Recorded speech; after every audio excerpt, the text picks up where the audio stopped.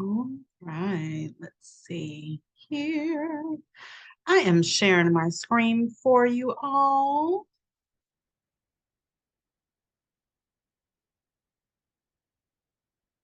Okay, so we are here. Let's talk about the need for activity. Physical activity, it means exercise, but it also means just getting up and doing things. Hold on just a minute. Pause recording.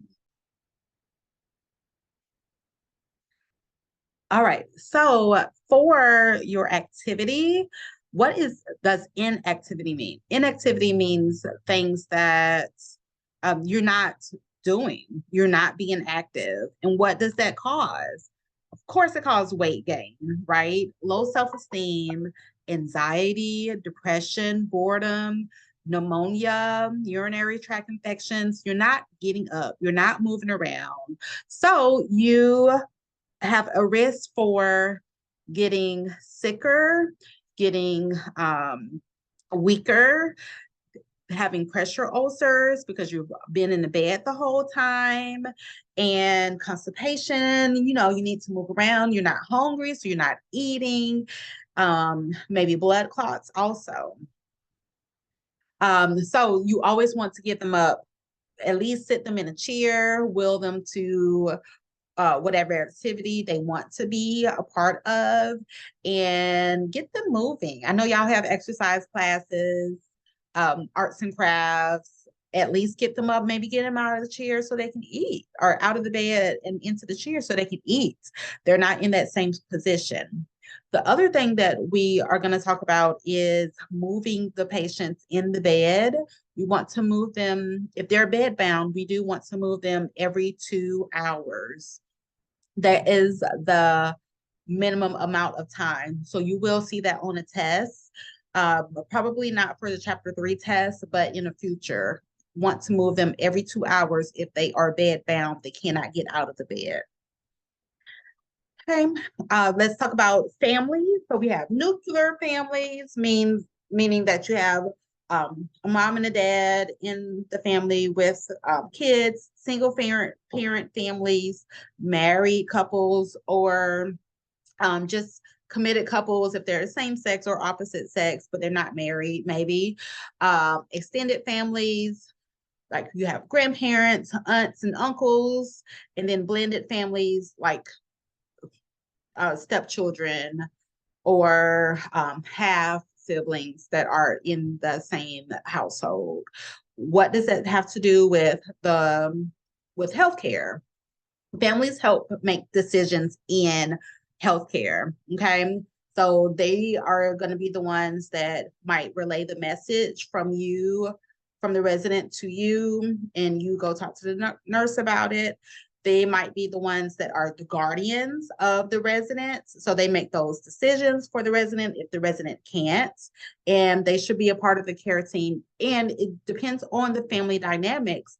They might have more of a decision about the residents' care than other residents do. Other residents might say, nope, I don't trust anybody. If it's not my sister, I don't trust it. Don't even listen to anybody else. So they're all going to be a little bit different. And some families, they won't make a decision until all of the siblings come along and they have to make a group decision. That's cultural, and that is just different because of the family.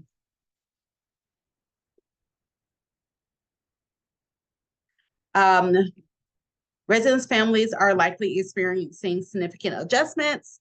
Nursing assistants should be respectful. They should allow privacy for visits and observe and report the effects of the visits on the residents. What does that mean? Sometimes resident family members come in and they just mess up the whole day. Your resident was happy and everything. The family came in, the resident is now tearful. Those are things that you might notice. It might be something where are they being abused, or it might be as simple as they're just sad because now their family member has to leave again. So those are some signs that you would just watch for to see, is something else happening, or do I need to, I know that after her sister leaves, she's going to be really sad. So let's make a plan. After her sister leaves, we're going to do this art, this craft, or we're going to give her a bath and kind of get her mind off of it. Okay, so here we talk about, oh, let me put the timer on. Uh, choo, choo, choo, choo. I'll try to keep this at like 15 minutes. Um,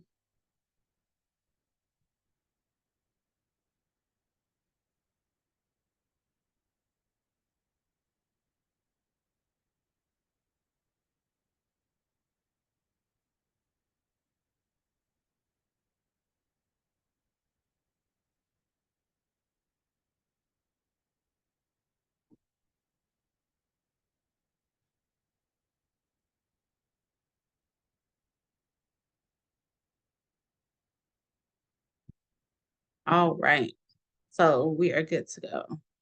Okay, so the stages of development. So infancy, that's birth to 12 months.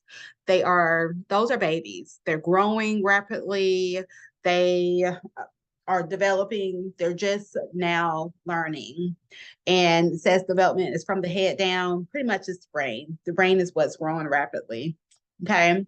Next, you have toddlerhood. That's from 1 to 3 years old. They are still kind of dependent on you. Of course they are. They're only 1 to 3, but they're learning all of the new things. How to go use the bathroom by themselves.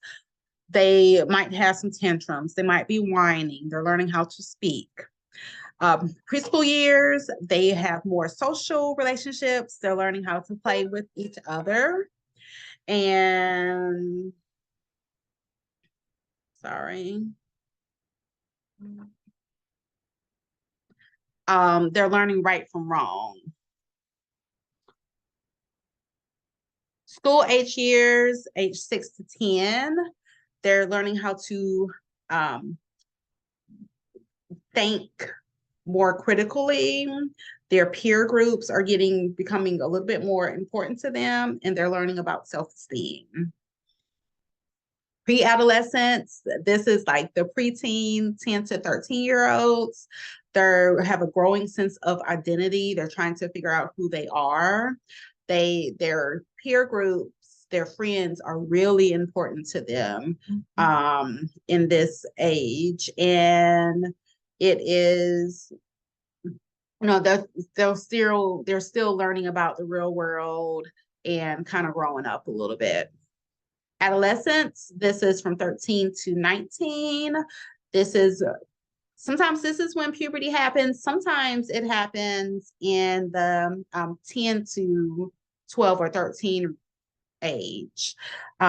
They are going to get some secondary sexual sex characteristics, breasts, hips, hair, reproductive organs start to work. Or yeah, they start to blossom. And then they are really worried about their peer acceptance and their hormones. Hormones are changing in this rate. Young adulthood, that is 19 to 40. Here you are correct selecting your career, selecting what school you're going to, and you are probably graduating. You're starting to have a family at this age. And then the 40 to 65-year-olds, it says that they're a little bit more stable, but maybe not in this day and age. We don't know. Physical changes of aging starts to occur. And then late adulthood, which most of our residents are in this age, 65 and older. loss of physical health, maybe loss of friends and jobs. This is where, when you say loss of friends and loss of like your siblings, because they're um, all passing away, um, just because of age. Okay. Do you believe in ageism? Ageism is like they're getting a stereotype, and people are prejudiced towards um, people of different ages. Um, you're too old, so you can't learn this new thing, or you're too young, so you won't even understand, or you don't have a good work ethic because of it. So elderly people also experience ageism. Okay. Let's see. We have some normal changes in aging. I think we'll cover most of this in chapter 4. But normal changes of aging, their skin gets a little bit thinner. They have less elastic in there. See how mine is just going, my skin is going back down. With when you get a little bit older, your you can pull it and the skin will take a little while for it to go down. Responses are a little bit slower. Short-term memory loss might happen.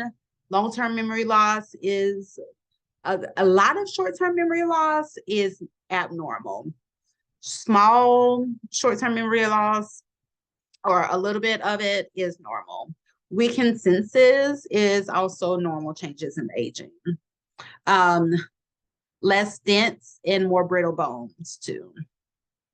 So that's why you get some of those little old ladies that fall and they break their hip, is because they don't have their bones have been getting a little bit more brittle because they are a little bit older.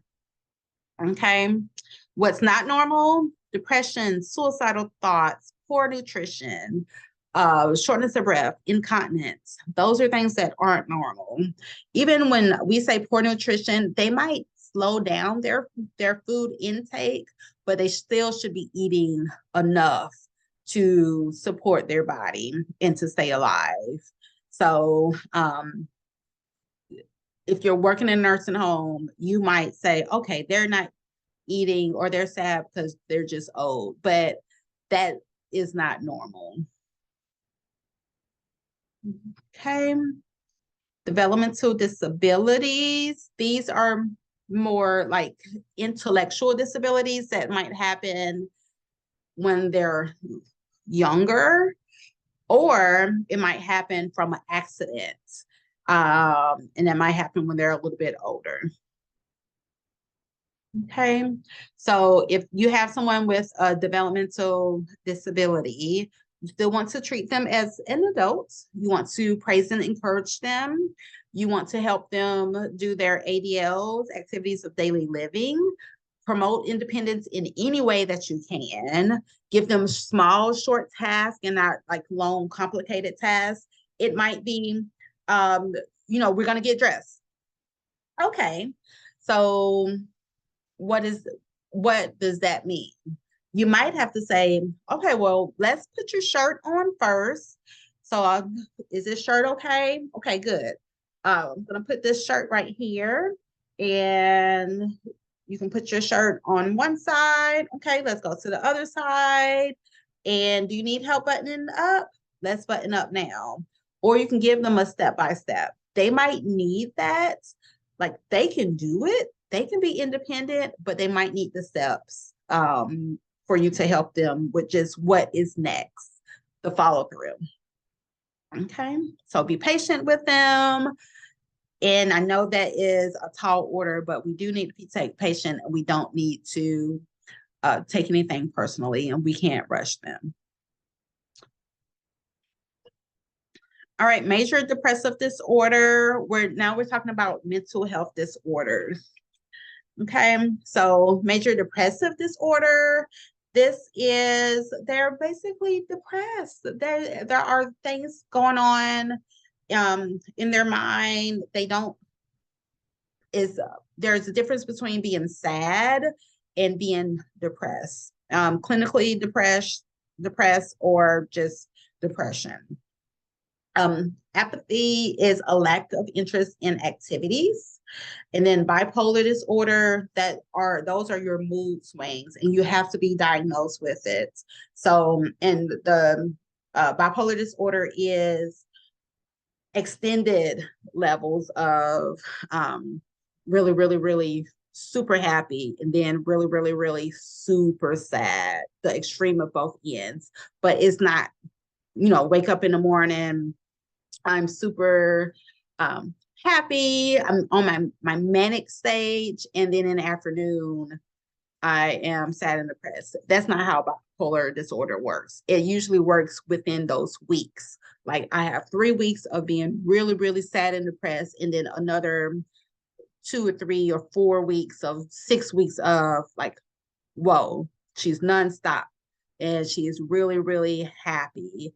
And then another 3 or 4 weeks of now she's really depressed and I'm not really sure what's going on with her. So it happens like that. It's not the same day I'm happy, wake up happy, and then I go to sleep sad. It usually doesn't flip like that. Okay. Anxiety, uneasiness, worry, and fear about a certain situation or condition. It's okay to have anxiety. We all get anxious and nervous sometimes. It is different, and it is a disorder if you have a generalized anxiety disorder or a panic disorder. Okay, so that is characterized by chronic anxiety and worry, even when there's no cause for the feelings. And then panic disorder is characterized by a person having regular panic attacks or living with constant anxiety about having another attack. Have you all seen panic attacks or anxiety attacks? Have you experienced it yourself? Let me know. All right. Hold on. Let me see. Oh.